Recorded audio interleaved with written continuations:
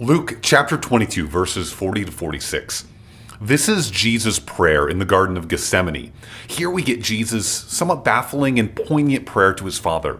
Father, if you are willing, remove this cup from me. Nevertheless, not my will, but yours be done. The cup refers to Jesus' upcoming suffering on the cross. Jesus prays there will be another way, but ultimately submits to God's plan. Now, Christians believe that Jesus is fully God and fully man. Both of these natures are full and complete, and this is getting into the weeds of theology, but it goes back to the monothelitism or diothelitism debates of the 5th century, mono being one will and dio meaning two wills, in which the church rightly concluded that Jesus has both a divine will and a human will, the diothelitis position. Now, in this text, we see both Jesus' divine and human will. We see Jesus' very human will desiring to be free from pain and suffering. What human wouldn't? And we see the divine will submitting to the Father. In Jesus' prayer, we get a glimpse into how Jesus goes through his life with such divine power and righteousness. He does it not because there's no struggle, but he's able to confront every situation with divine beauty because he is prepared in prayer to face the moment. And we've seen Jesus spend time in prayer.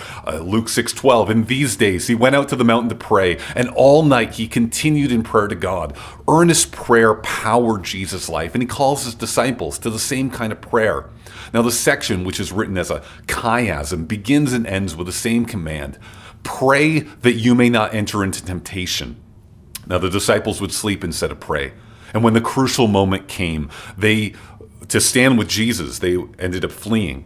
But the crucial moment really wasn't when the soldiers showed up. The crucial moment was when they failed to prepare in earnest prayer.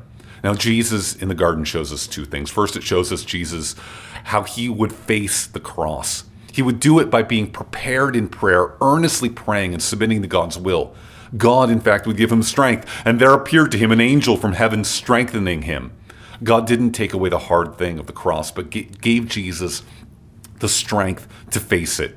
In the same way, Jesus' disciples are called to be prepared in prayer daily, earnestly praying for the strength to walk down the narrow road of discipleship. For the battle is often won or lost, not out in the field, but in the prayer room.